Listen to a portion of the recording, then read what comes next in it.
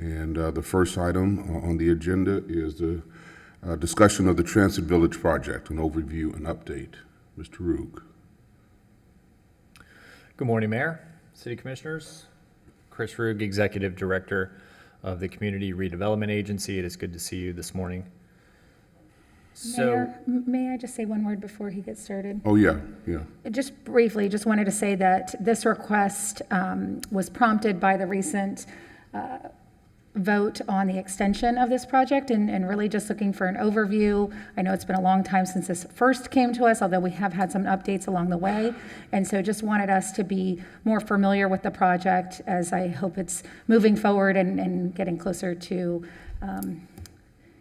starting to work on it. So thank you so much. Wonderful. That's great to hear, Commissioner, because that's exactly what I've prepared today. Okay, we're all on the same page.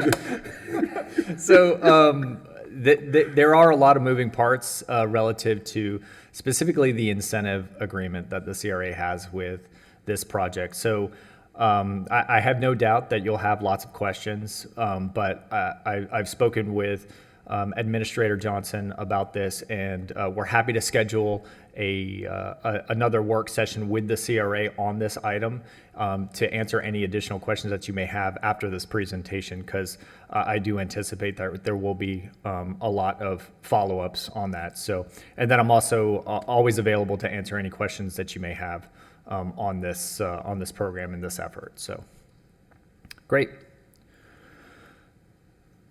So Transit Village is a very ambitious project, but has recently attracted some additional investors in addition to Mr. Mazanoff. Many of you may have seen the article that is in the newspaper with related companies out of Miami that is now involved in this project, which is really great because they bring just a tremendous amount of expertise, I think, to this project. And we actually had a meeting with Mr. Mazanoff and the representatives from Related probably maybe about 10 days ago now. And it was a very productive meeting. So it's encouraging to see such professional talent being brought forward on this. So anyways, I'll go over a quick overview of the project just to kind of bring you up to speed, high level details on what's involved. This project is entitled, so it can pull a building permit. There's a lease agreement that's associated with it, mainly on the west side of Tamarind Avenue, which is the Seaboard train station parcel. The incentive agreement, which has a lot of the moving parts. Good morning, Commissioner.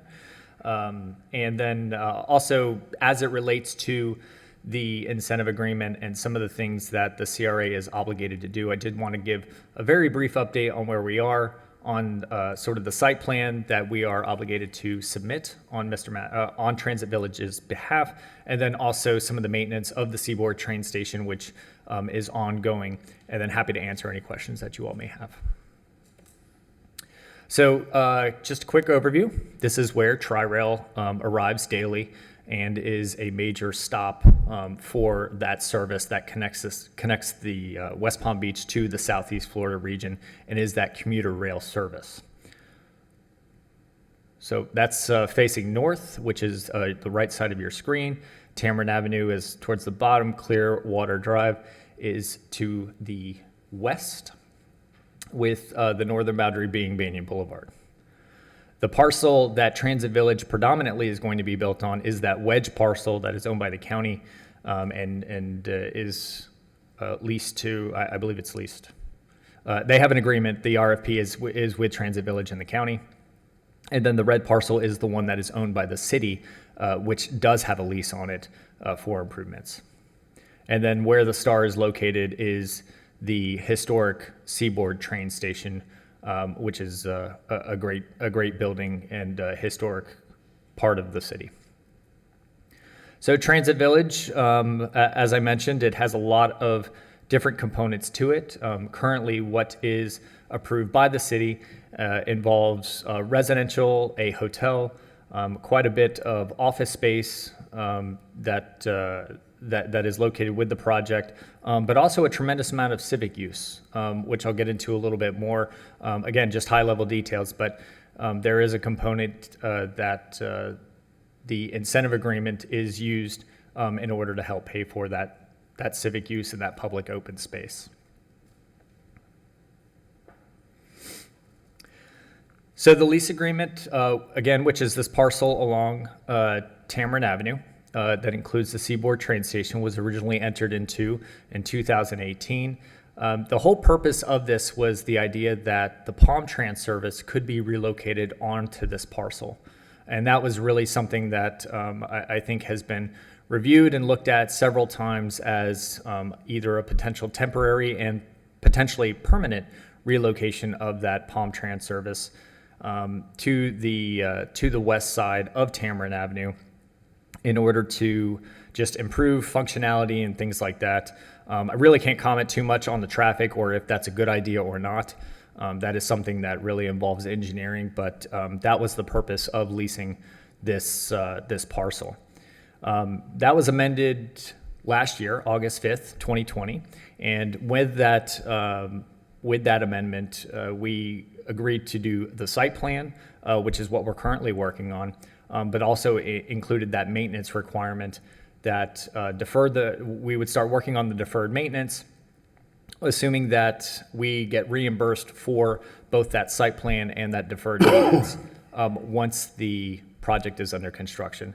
And then because we've been working on that over this past year through a series of negotiations and just understanding of how that Palm Trans service may be located over there, we did get a little bit behind. And so as a result, did ask for,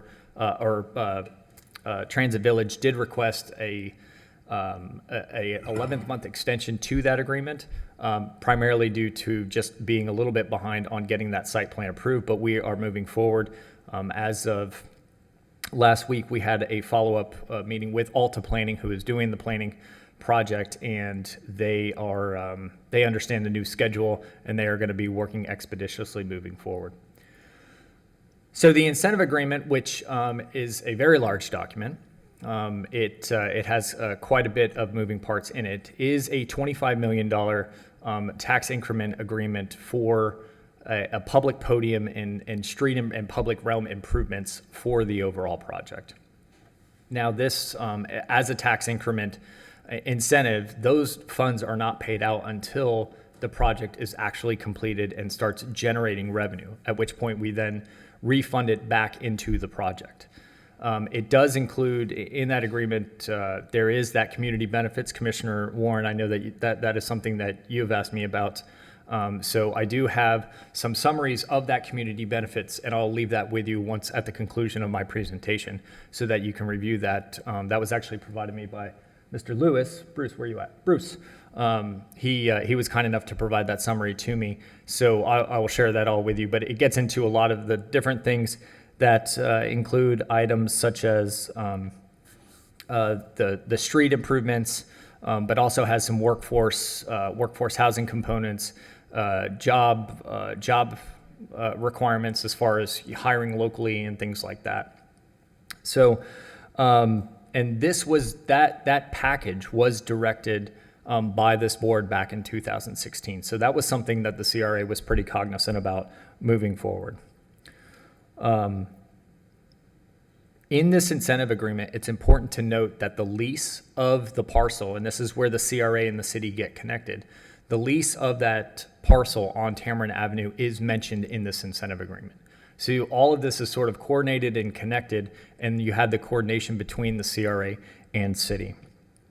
It also includes a lot of different things like making sure that the term of the CRA is extended out to 2046. And that was made to make sure that the payments continue through the life of the CRA, and that public benefits portion of the incentive agreement commences 6 months prior to the construction. So it's something that they have to do before they even start putting a shovel in the ground. A couple of other things to notice, and this is where I think you'll probably want a little bit more details. I can't get into all of them right now because it is, like I mentioned, a lot of moving parts, but there is the option to actually purchase from the CRA a portion of the public podium plaza, as well as a aspect of payment in lieu of taxes for that Podium Plaza, which is a public space. So again, I don't have time to get into all of those details. Have all of the backup, happy to share it with you and have a lot of future discussions. So that incentive agreement back in 2020 was extended for that 3-year period. And then we just recently did the amendment on November 1st to extend that incentive agreement by that 11th month so that the lease extension and the incentive agreement both are on the same schedule. And that's because they both require the commencement of construction for the overall project. So the new deadline for all of this is July 13th, 2024, as when commencement of construction or the movement of the ITC to the Tamarind Avenue site occurs.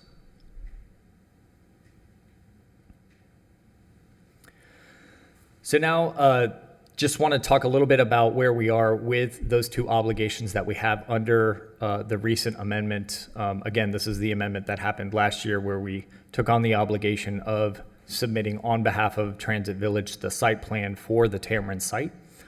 So this is a concept that was generated by Alta that we have been working on, and various departments have been looking at this, but it gives you a general idea of what that concept looks like. And this is really broken in over 2 phases. And that the only portion that really Transit Village is mainly concerned about is the north end. That's the right side of the parcel, because that is the section of the parcel that they are leasing. However, from the city's perspective, planning, engineering, and others have expressed the need to sort of look at the entire parcel holistically, which is why we have a much bigger concept and site plan before you being reviewed now. And currently, Transit Village, it's the cost for their portion of this is about $67,000 currently. And so that's what we would ask them to reimburse us for on the maintenance costs, or I'm sorry, on the site plan costs. On the maintenance, being any historic building, there's just sort of general requirements that are needed to just make sure that that building stays up and running. I'm not going to get into too much of that. We've been relying, the CRA have been relying quite a bit on the Housing and Community Development Department, which has been doing a great job of keeping track of this maintenance. I was working late last week and over the weekend, couldn't quite get that cost estimate on how much we've spent in the deferred maintenance and just making sure that we stay on top of those things, but I can get that backup information for you at a later date. But again, we'll work with Transit Village under the agreement. We have to just confer with them on those deferred maintenance costs, and then that's another item that would be reimbursed by oh, great. Hot off the press. You ask and you receive. Yeah, ask and you shall receive. So currently it looks about $53,000 in deferred maintenance costs that we have done to date. So, boom. Thank you, HCD. Jennifer, if you're watching, I appreciate it. Oh, I take that back. It's on both sides. It's a little bit more. It's about $90,000. So, thanks again, HCD. I appreciate that. And we'll get reimbursed for those costs by Transit Village, correct? That is correct. So next steps that need to occur related to what we have under our current obligations is that we are hyper-focused on getting that site plan approved, because that is really an essential part of moving this project forward. So we are, like I mentioned, we're working with Alta Planning to make sure that that stays an aggressive benchmark for this project, obviously staying on top of the maintenance of the Seaboard train station and what we need to do to make sure that that facility stays operational. And then we will monitor these reimbursement amounts and keep in coordination with Transit Village on what they will be owed. So with that, I am happy to answer any questions that you may have. Thank you for that presentation. And I know you just got a copy of the Community Benefits Agreement, but I would like to, at some point, get up to speed on the workforce housing requirement. Clearly, as our city continues to grow, workforce housing is even more important. So I'd like to see what we have already in the works, or at least been promised by the Transit Village team. If you could get that to me ASAP, please, unless you have it now. Mayor, I anticipated that question. So under the current agreement, it's important to note that it asks that at least 40 units be, out of the 408 units that this project currently has, that 40 of those units are workforce housing. Now, what they have to remain below 140% of area median income, which may be based on recent discussions of what we've had. I think we're shooting for a little bit of a lower amount for that. So that might be something to look at in the future. Okay. Are there opportunities to revisit that? I think, well, Etched in stone? if we have a current agreement right now, that might be a bit difficult, but I think it's always worth having the conversation with Transit Village on the area median income amounts. But Definitely, Mayor. If the agreement provides the specifics, it would have to be subject to negotiations. Okay. And not only the median AMI, but even the number of units, 40 units out of 408 in a transit-oriented development, that's only 10%. That seems low. And hopefully we could find an opportunity perhaps to increase that number going forward. But you and I will talk about that, Mr. Roog, and I'm sure there will be opportunities when Transit Village comes to us looking for something, and perhaps we can have that as part of our discussion. Questions from commissioners? Commissioner Lambert? Thank you, Mayor. Warren. Thank you for bringing up affordable housing and the discussion on how we might be able to bring that up in the future. Similarly, Mr. Roog, I know that you mentioned early in the presentation about traffic and engineering.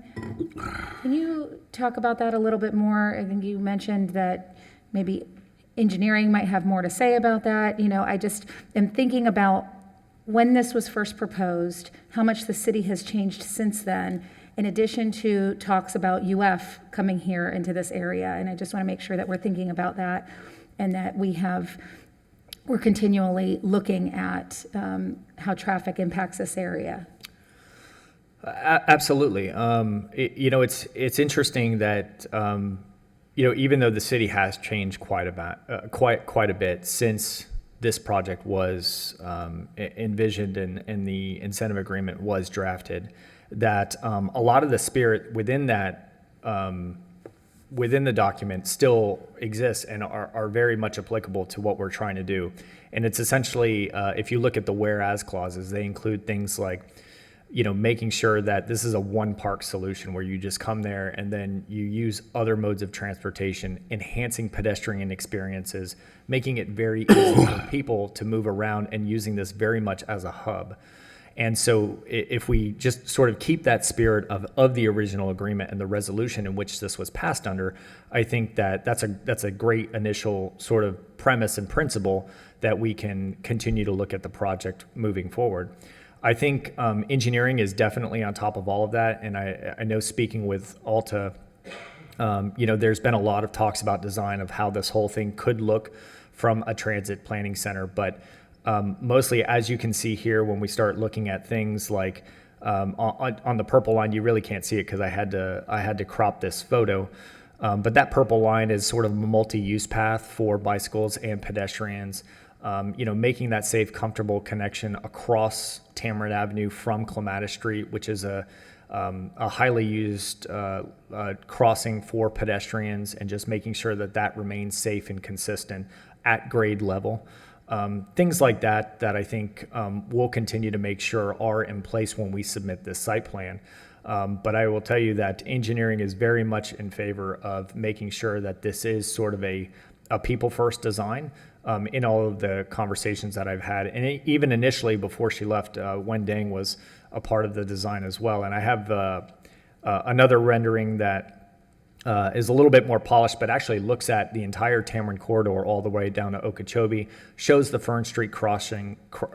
So there is a lot more that is being assessed from our engineering and from a transportation perspective, and I only see that increasing.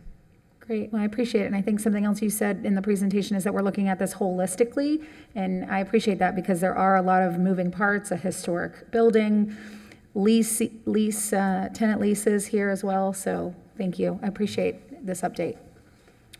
Commissioner Warren. I'd just like to thank you, Mr. Roog, and I'd also like to thank Mr. Mazanoff and Mr. Lewis for being so responsive to my inquiries. Mr. Mazanoff responded immediately to questions and provided the agreement within hours of our meeting. So I certainly appreciate him giving me the opportunity to review that information.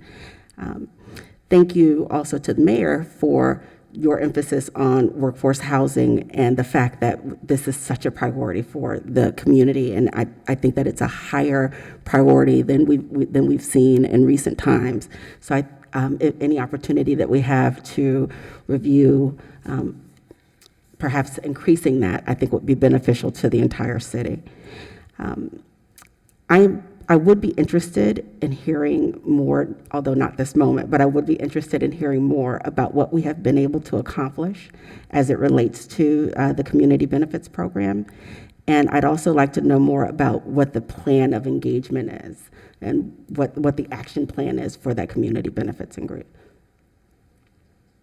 So a couple of noteworthy points, Commissioner, to what you had just mentioned is that in order to implement this program, they do have to put together a committee that involves some not-for-profit organizations and consist of representatives of some of those community-based nonprofits before they get that off and running, but they will have that implementation. And then the other component that is worth noting is that they have to actually retain a coordinator to make sure that a lot of these aspects are in fact implemented as part of the developer's obligation. So that's a couple of things I think that are worth pointing out, and a variety of other items that I'm happy to share with you as well.